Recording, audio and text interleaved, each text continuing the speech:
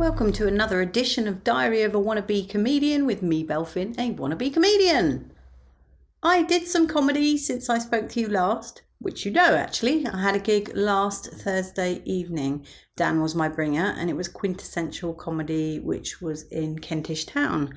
It's actually my first ever gig in a garden.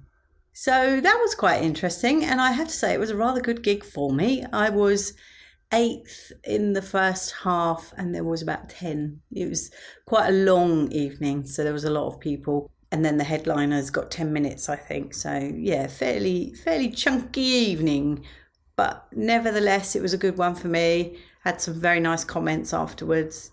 It did go a little bit strange partway through.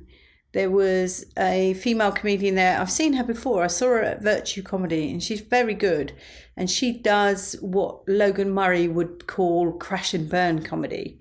And she's very good at it. It's something I'd like to be able to do, but she does it really well. And she has pink hair and she was all in pink. And of course, the guys just couldn't resist saying something because obviously Barbie is on. And, you know, it's fine, but she just took a lot of stick, and in the end she had enough and moved, because she was sat at the front, and she moved and came and sat next to me, bless her, because she seemed to be getting just grief for existing. But hey, that is the world of comedy as a female. I mean, I don't get it, I'm too old, but I've seen it a lot with younger comedians, and it must be really tough for them. I think it takes a few years to be able to just say, F you, which is how I'd handle it. Although that's probably how I handle most situations in life. Anyway, moving on. It was a good gig and I think Dan enjoyed himself. Yesterday, I achieved my challenge that I have with Judy, which is currently open, and it's fire and fishing. And it's a bit of a cheat, really, but I achieved it by going to watch Oppenheimer.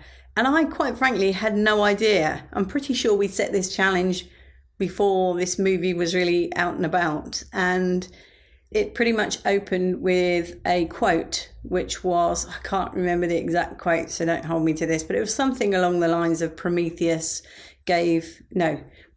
stole fire from the gods and gave it to man, and then he was punished for all eternity, tortured and punished for all eternity, something like that.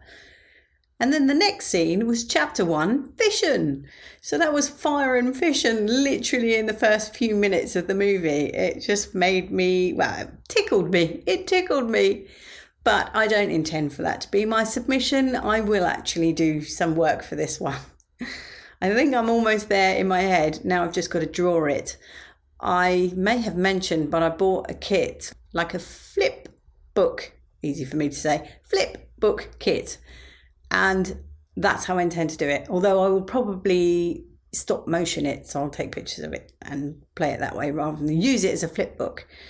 But we will see. I need time. I just need time, and everything is sucking up my brain at the moment, including, now here's a little conundrum for you. I was having a conversation with my mother a few days ago, and I suddenly realised I have never seen a baby pigeon. What does a baby pigeon look like? I mean, in London, I think they must just come out fully formed. And by fully formed, I mean 1 foot, broken wing, and smoking a cigarette butt. Much love and gratitude.